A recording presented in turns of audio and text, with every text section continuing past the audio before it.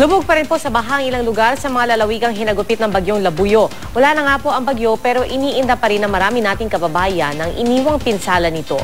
Balita hatid ni Salima Refran. Ang mga sugat at pasang ito, dulot daw ng pagtama ng kidlat kay Yvonne Benito sa kasagsagan ng bagyong Labuyo na bumasag din sa bintana ng kanilang bahay sa Ilocos Norte. Naghawak ako dito. Tapos itong ulo ko nakaganon. Tapos biglang kumidlat. Nahilo po ako. Nawalayan na po na ang malay. Sa Nueva Vizcaya, patay ang dalawang magkapatid matapos makuryente. Bumagsak kasi sa kinatatayuan nila sa bukid ang isang naputol na live high tension wire.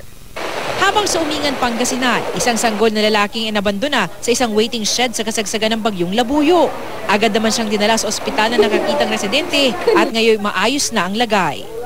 Sa Hermosa, Bataan, hanggang bewang na baha pa rin ang iniinda ng mga taga-barangay Almacen. Ang tubig galing daw sa umapaw na ilog. Sa bayan ng Mariveles, natagpuan na ang 9 na mountaineers na inabutan ng bagyong Labuyo sa Tarak Ridge nitong linggo. Baha pa rin sa 10 barangay sa Candaba, Pampanga, kaya lumikas na ang may 25 pamilya. Ang ilang binahang residente naman sa Kalumpit, Bulacan, nagakyat na ng gamit sa ikalawang palapag ng kanilang mga bahay. Sa Iba, Zambales, malakas pa rin ang ulan at hampas ng alon kahit wala na ang bagyo dahil daw ito sa hanging habagat.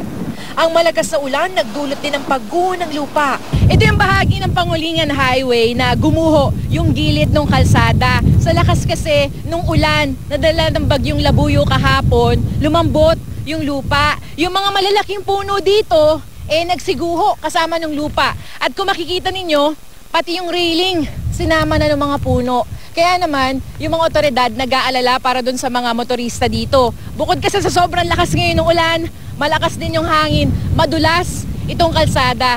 Kaya yung mga bantay bayan, uma-assiste na at tinutulungan yung mga motorista at naglagay na rin sila ng mga ganito, mga barrier para hindi na gumilid dito yung mga bus tulad niyan at hindi na maaksidente. Naglagay din sila ng mga gantong sandbag bilang proteksyon naman dun sa mga magdadaan ng mga pedestrian.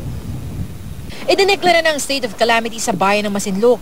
Mahigit 5,000 pamilya rito ang apektado. Ang mga residente, pilit na ibinabangon ng mga sarili matapos ang bagyo.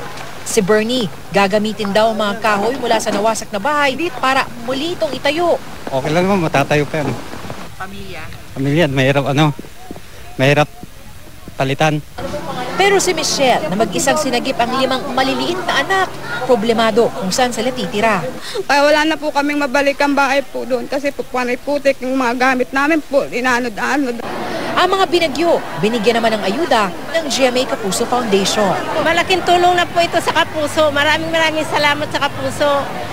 Ang gusto po natin, kumbaga may mga nawala man sa kanila, kahit paano maibsan man lang yung kumukulo nilang sikmura or yung kumakalam na sikmura, yun po sana yung natin. Meron po silang maayos na tulugan. Salima Refran, GMA News.